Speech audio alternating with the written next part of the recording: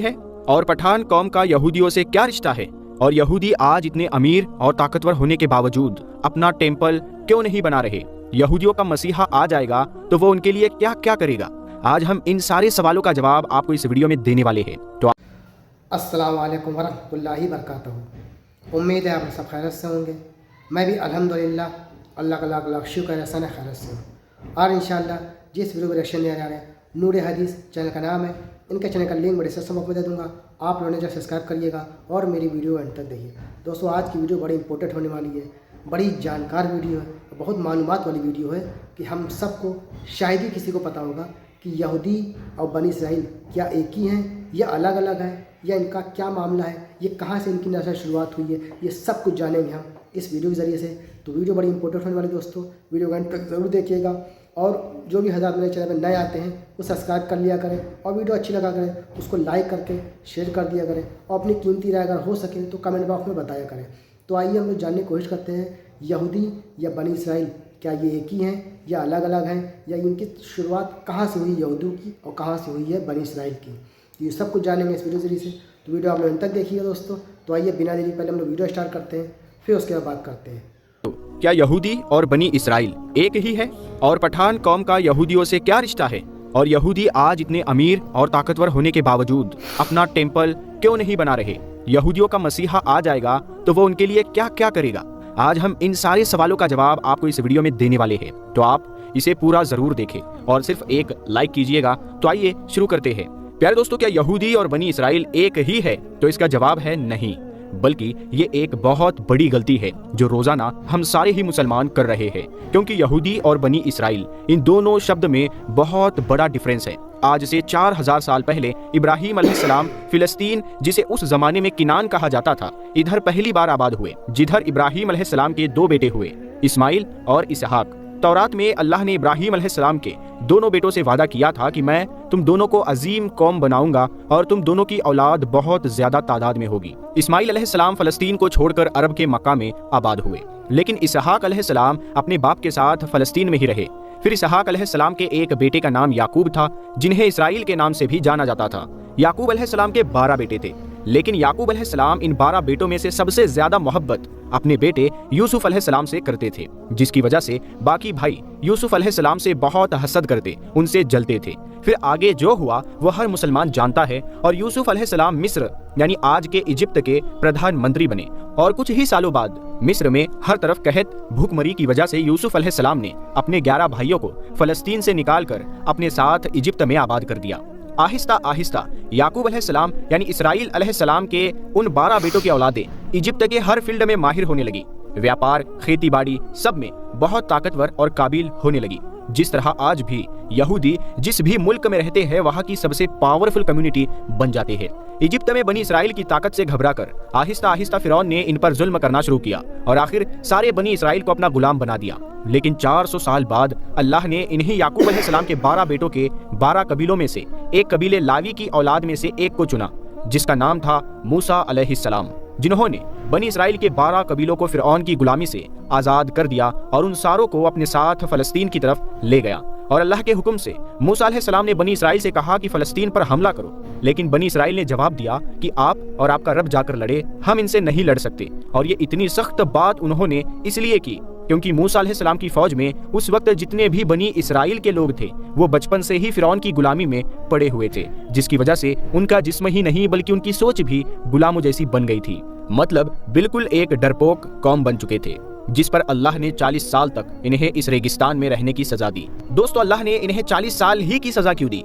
क्योंकि इन 40 सालों में बनी इसराइल की पुरानी पीढ़ी जो फिरौन की गुलामी की सोच में बंधी हुई थी वो बिल्कुल खत्म हो गई, और एक नई जनरेशन मूसा अलैहिस्सलाम की लीडरशिप में बिल्कुल आज़ाद सोच के साथ बड़ी हुई। और आखिर बनी इसराइल के इसी नई पीढ़ी ने फलस्तीन और जेरूसलम को फतह कर लिया। मूसा अलैहिस्सलाम के बाद बनी इसराइल फलस्तीन में बहुत साल तक रहे, लेकिन फिर इन्हें दोबारा वहां से निकाल दिया गया, जिसके बाद अल्लाह ने बनी इसराइल के 12 कबीलों में से एक कबीले यहूदा की औलाद में से एक पैगंबर चुना, दाऊद अलैहिस्सलाम, जिन्होंने जेरूसलम पर हमला करके इसे दोबारा फतह कर लिया। और उनके बेटे सुलेमान अलैहिस्सलाम ने यहाँ पर पहली मस्जिद यानी टेम्पल बनाया। अब बनी इसराइल का सबसे ताकतवर कबीला यहूदा की औलाद बन चुकी थी। क्योंकि सुलेमान अलैहिस्सलाम दुनिया के सबसे ताकतवर बादशाह का ताल्लुक यहूदा के कबीले से था। लेकिन सुलेमान अलैहिस्सलाम का बेटा रोहोबोम अपने फादर की तरह होशियार नहीं था, जिसकी वजह से यहूदियों के इन 12 कबीलों की आपस में बहुत सख्त लड़ाई शुरू हो गई और आखिरकार सुलेमान अलैहिस्सलाम की ये अजीम सल्तनत 2 टुकड़ों में बट गई। बनी इसराइल के 10 कबीलों ने अपने आप को यहूदा कबीले से आज़ाद कर दिया और एक नई एम्पायर, एक नई सल्तनत बनाई जिसे द किंगडम ऑफ इजराइल कहा जाने लगा। और सिर्फ 2 कबीले यहूदा और बिन्यामीन अपनी जगह पर ही रहे। बनी इसराइल के इन्हीं लड़ाइयों की वजह से अल्लाह ने इन पर अजाब नाजिल किया। यानी एक सल्तनत थी जिसे असीरियन सल्तनत कहा जाता था, जिन्होंने सीरिया से फिलिस्तीन पर हमला किया और किंगडम ऑफ इजराइल यानी उन 10 कबीलों पर कब्जा कर लिया और इसराइल के सारे किंगडम को बिल्कुल तबाह कर दिया, जिसकी वजह से बनी इसराइल के 10 कबीले अपनी जान बचाकर फलस्तीन से हर तरफ भाग गए।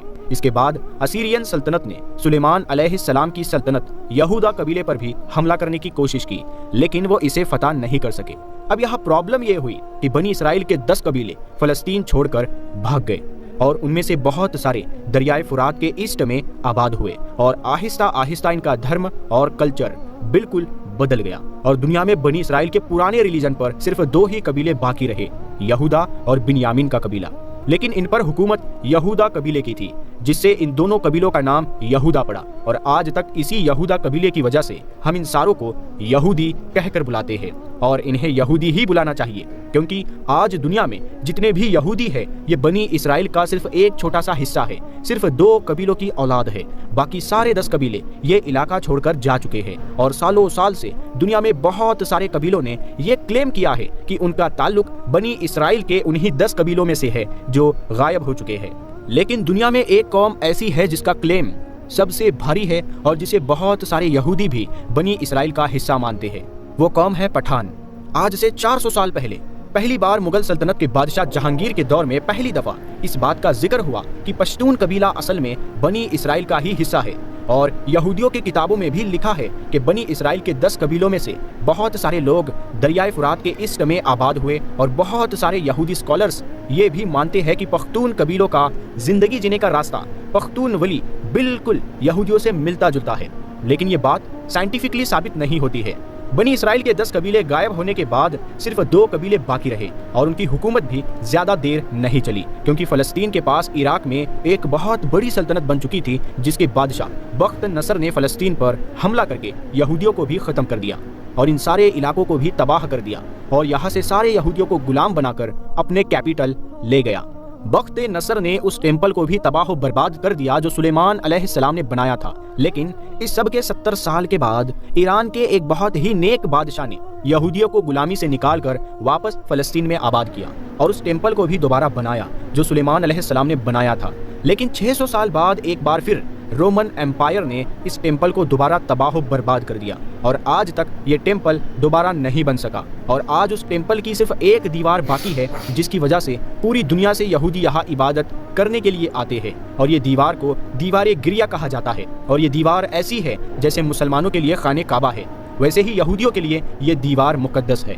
लेकिन अब सवाल ये है कि यहूदी इतने पैसे और इतनी ताकत के बावजूद इस टेम्पल को दोबारा बना क्यों नहीं रहे, क्योंकि यहूदियों का मानना है कि बहुत जल्द इनका एक मसीहा आएगा और वो पूरे बनी इसराइल को दोबारा फलस्तीन में जमा करेगा। साथ ही उन 10 कबीलों को जिनमें से बहुत सारे मुसलमान हो चुके हैं उन सारों को जेरूसलम फलस्तीन में दोबारा एक करेगा और वहां से फिर दोबारा एक यूनाइटेड किंगडम ऑफ इसराइल बनाएगा, बिल्कुल इसी तरह जिस तरह सुलेमान अलैहिस्सलाम की हुकूमत थी। और उस टेम्पल को तीसरी और आखिरी दफा बनाएगा जो पहले सुलेमान अलैहिस्सलाम और फिर साइरस दी ग्रेट ने बनाया था। और इसीलिए आज इतने पैसे और ताकत होने के बावजूद यहूदी लोग उस टेम्पल को दोबारा नहीं बना रहे और उस मसीहा और इसराइल के 10 बिछड़े हुए कबीलों का पिछले 2000 साल से इंतजार कर रहे हैं। यहूदी और बनी इसराइल में फर्क इस तरह है, यहूदी याकूब अलैहिस्सलाम के बेटे यहूदा के वंशज है, वही बनी इसराइल याकूब अलैहिस्सलाम के दूसरे बेटों की औलादे है। यहूदी धर्म को जुडाइज्म भी कहा जाता है, वही बनी इसराइल को इजराइल के नाम से जाना जाता है। यहूदियों की धार्मिक भाषा इब्रानी है, वही इजराइली लोग अपने ईश्वर को यहोवा या यहवेह कहते हैं। यहूदियों का सबसे प्रमुख धर्म ग्रंथ तनख है, वही हिब्रू बाइबल जिसे पुराना अहदनामा यानी ओल्ड टेस्टामेंट कहते हैं और ये यहूदी धर्म की सबसे मुकद्दस किताब है। तो दोस्तों ये था हमारा एक्शन जो हमने देखा, यहूदी और बनी इसराइल दोनों ही अलग अलग है, समझ लीजिए। ایک جو اس ویڈیو میں بتایا گیا دونوں کا معاملہ الگ الگ ہے، اور امید ہے آپ کو یہ سچائی حقیقت پتہ چل گئی ہوگی۔ دوسری بات، یہودی اتنے طاقتور قوم ہونے کے بعد بھی اپنا جو ٹیمپل ہے ان کا، جو ہیکل سلیمانی یعنی کہ تھرڈ ٹیمپل جسے کہتے ہیں، وہ ابھی تک تیار کیوں نہیں کرا پائے، تو یہ بھی ہم نے جانا، اور باقی یہودی اور بنی اسرائیل کے بارے میں جان لیا۔ تو امید ہے آپ کو ویڈیو اچھی لگی ہوگی، ویڈیو اچھی لگی ہوگی اس کو شیئر کریے گا۔ ہم آپ سے ملیں گے نیکسٹ ویڈیو میں، تب تک کے لیے السلام علیکم ورحمۃ اللہ وبرکاتہ۔